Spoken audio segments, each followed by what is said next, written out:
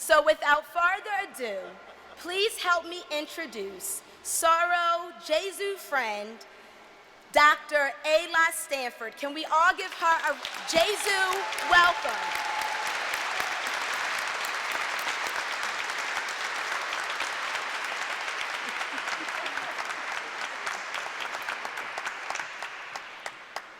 Wow. Good morning. Good morning. I mean, I'm excited to be sharing this day with these beautiful students. I'm excited to be, honestly, in the house of the Lord. This is one of the most beautiful edifices and churches I have ever been in. So I'm just taking a moment to take that in. But I need to thank Alana Lee, soror, Sister Ellen Convey, President Carter. He is very persistent. I can tell you that he is the reason why I'm standing here.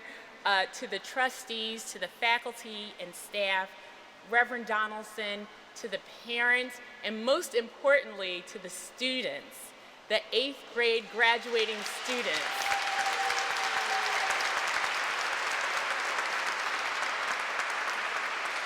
Thank you for giving us a reason to smile today, a reason to celebrate in what you've earned, and for me, a reason to stand before you and share what I hope will be meaningful as you go into high school and beyond. So what you heard from Miss Lee, but some things you didn't hear, is that even though I'm a doctor, you and I, the graduates, we have a lot in common. I was born at Einstein at Broad and Olney. I grew up in North Philly near Simon Gratz, where my dad went to school. My mom went to Germantown. And I graduated from Fittler Academic Plus School at Seymour and Knox Street in 8th grade. When I was coming up, some of the things in my neighborhood that I wanted not to see, but I saw and I had to contend with, was the trash, the crime, worried about getting jumped after school, shot, bullying. Back then it was just you got picked on because you were different, because of your hair, because of your skin, because of being part of the LGBT community, because your name was different, because my name is Ayla. But what I realized at a very early age was that the opportunities that I could have came from my mind. Because my mother was young, we were on public assistance, we used food stamps. I don't know if people use those now. We always had cheese because it was free. We had powdered milk. Most of my clothes came from the Salvation Army in the thrift store. And I wanted more expensive things, but my mother was working and working. She went to work when it was dark. She came home when it was dark. My brother and I took care of each other. I walked him home from school. I used my key to get in the house. That was the life that we led as young children. But what I found is that when I was in school and I got good grades, that people seemed to pay attention to me a little bit more. That then I was taking classes to be put in AT classes and MG classes, and what that meant was one day a week I would do something a little bit different than what the kids were doing at Lingelbach and John B. Kelly where I went. It meant I got to see something different outside of what I saw in my neighborhood. And that exposure let me know what I could do. It let me know how I could make money quickly without worrying about going to jail. It gave me ways of using my mind to further my education. And some of those things may not happen with this group of students, but I'm letting you know the things that I was exposed to when I was your age. One, when I got to high school and I finished in New Jersey, as a young black woman with an African name, and I said I wanted to be a doctor, people said, I think you're aiming a little bit too high. I think you need to think about community college, and they didn't know what my aptitude was, what I could be. And so what I say to you is you set your own bar. You dream big for anything.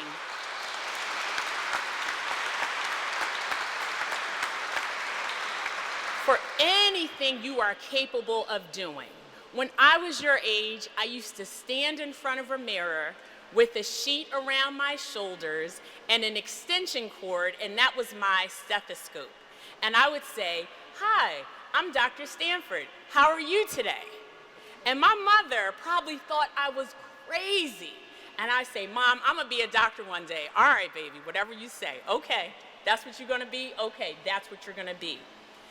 And I just kept telling myself that over and over again. And it didn't matter what other people thought because I knew that I could. Now you guys have all these people here supporting you. You have the Gesu family that will be here for you, I bet, whenever you reach back. But sometimes it's just gonna be you by yourself. For some of you, you and your God. And you have to have that faith in your heart and in your mind of what you are capable of. Not sometimes what you see on the news of all you will be, but you look beyond what you may see in your neighborhood.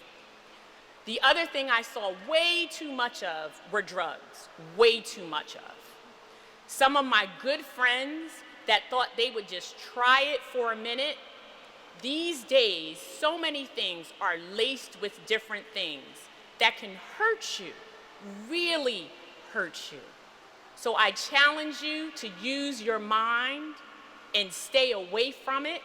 It's not worth it to use it, to sell it.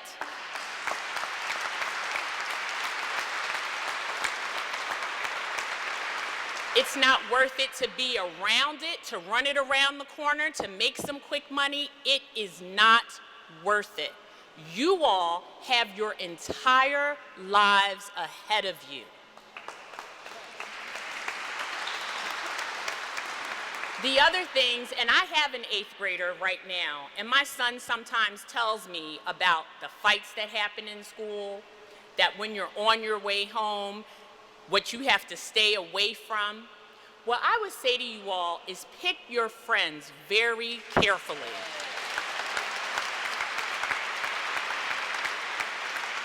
Surround yourself with people who want something more. And it's not to say that everybody has to leave North Philly. You may want to be, I mean, look at me, I'm back here, right? This is my home. But what I'm saying to you is there was a period of time in my life that in order for my family to do better, for my grandma to do better, for my community to do better, I had to leave here. And I had to get that education. And I had to surround myself with people who didn't always look like me, who didn't think like me, who had different experiences. So once I acquired that knowledge, I could come back and give back.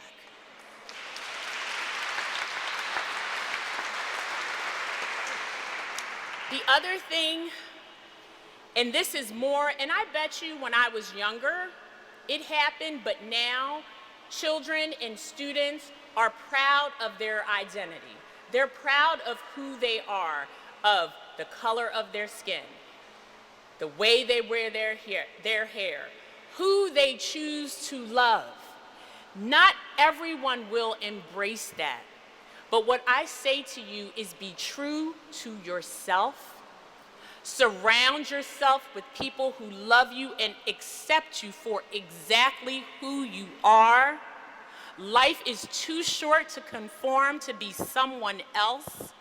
Be sure in you and pray to the God that you serve, and you will have the strength you need to endure anything that comes before you. Do not become so despondent as so many young people have and believe that suicide is the only solution.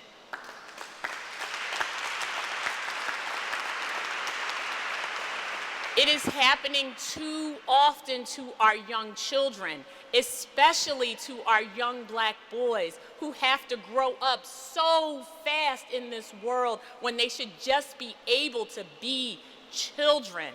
So I encourage you, find those friends, the ones that are about trying to be about something, to your family, to your church, to your synagogue, to your mosque, wherever you need to go. It might be a person on the corner that's always like, how you doing, young blood? How you doing today? Whomever it is, you find and you seek that to reinforce and refuel and set you straight on your path. There's been too much death in our city. Too much. What I say to the families and to the children who have lost, allow yourself time to grieve. Allow yourself time to feel. Do not make it commonplace, because it is not common. It should not be normal. It should not be accepted. We should be working to change that.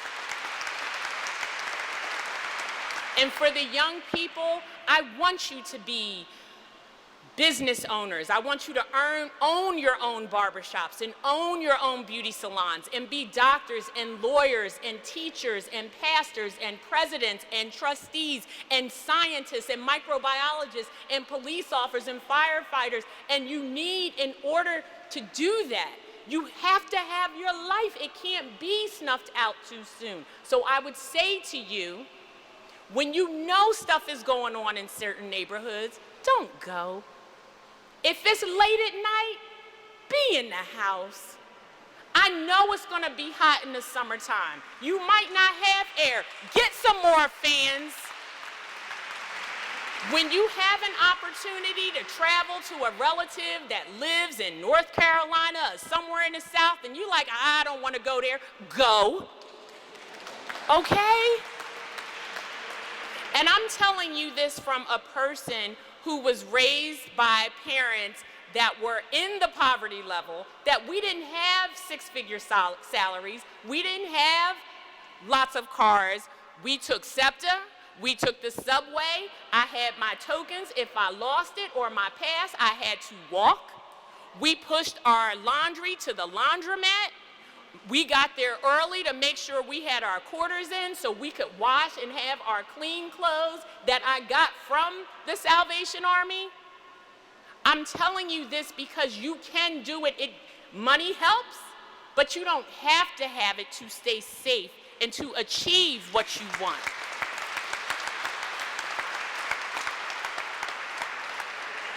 Now, I'm saying so much, but I want you, out of everything I'm saying, to take something home with you.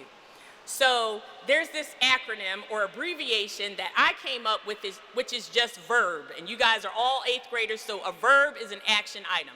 So for the V, I want you to visualize what you want to do.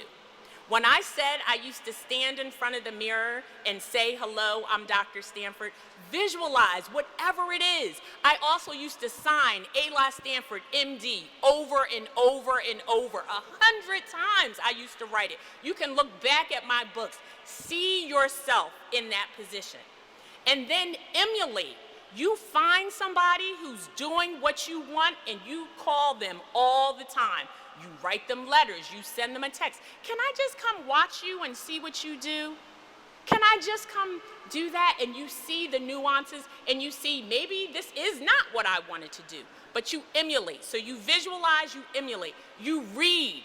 You all have more access to reading anything on your phone that you can. So if there's a particular career, you educate, you know yourself, you know it inside and out, so that when you get there, you're ready. And the B is believe. Be kind, be confident, be true, know your strengths, and know where you need help, and surround yourself with your village. When I was in school, and by the time I got to high school, some of my girlfriends got pregnant. Some of the guys I went to school with got locked up. It doesn't mean that they still weren't able to achieve, but I can tell you it's a lot harder. Not impossible, but it's a lot harder. My mother was 14 when she had me. So can it be done? Yes, but it's a lot harder. Doesn't have to be that hard. That's why I'm telling you this in 8th grade. All the choices you make here can take you exactly where you want to be. And not only does it take you, it also brings up your family. And I know that's what you want. When you have fear, pray, talk to a friend, journal. I challenge you to keep your private thoughts private. Social media is entertainment. It's entertainment. It is addictive. A lot of what you are watching and those reels you watch over and over till it puts you to sleep is not real. It creates a world that you think is your reality and it is not. Take time to make your own creativity, your own innovation. When you watch so much of that, it takes it out of your mind and now you want to do what you've seen. But it doesn't leave any time left for you to be creative. So be the star of your story. When I look at you, I see future, possibilities, promise, change, better days, because with your hearts and minds, you are capable of anything. You know, beautiful things still happen in Philadelphia. The toughness, the things that you guys have seen already in your short lives is what is going to propel you to achieve anything you want. I never thought that growing up here in Philly would give me the grit and the stamina and the mean what I say and say what I mean and be fearful to no one but God. You all will have that. I promise you. Invest in yourself. Focus on you. Be the best person you can be. Stay humble. Take time to spend on yourself, and the doors will open. And finally, be strong. Be of good courage. Do not fear nor be afraid of them. For the Lord your God is the one who goes with you. He will not leave you, and he will not forsake you. Bless you all, and thank you.